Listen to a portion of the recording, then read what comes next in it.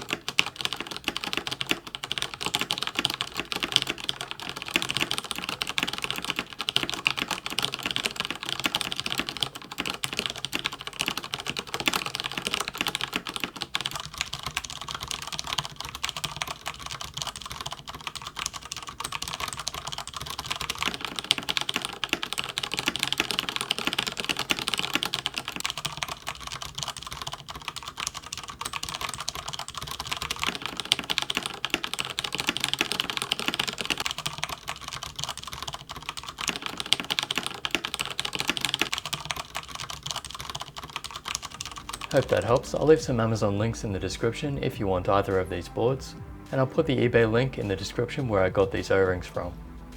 Just so you know, they have nothing to do with me, I'm not selling them. They're just ones that I bought. You can check out my other typing tests on screen now. Subscribe for mouse and keyboard reviews, gaming videos and more typing tests. Like this video and I'll catch you in the next.